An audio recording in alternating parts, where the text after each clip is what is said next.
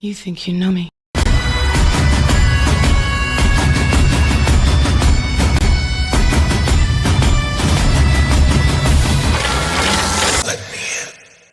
So welcome back to my new video, friends. I am Harsh and you are watching Pro Wrestling Predictor. So now in this video you will see my preview and predictions for this week's episode of SmackDown.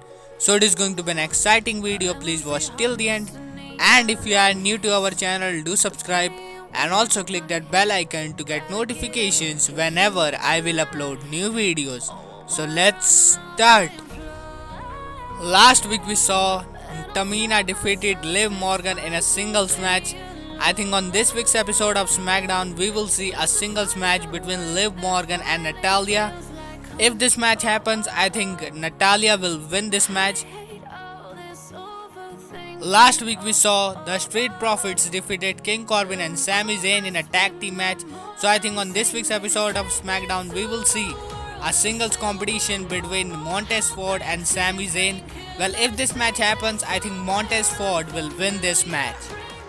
Last week we also saw the 2021 Women's Royal Rumble winner Bianca Belair made her decision and she challenged Sasha Banks for a title match at WrestleMania.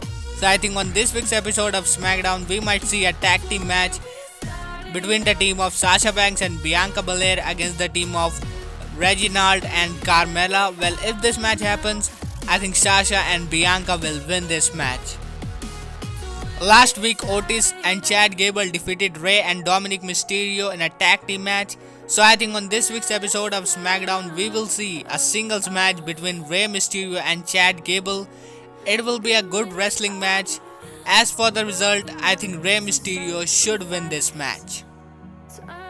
Last week we saw Apollo Crews turned heel officially and he defeated Shinsuke Nakamura in a singles match.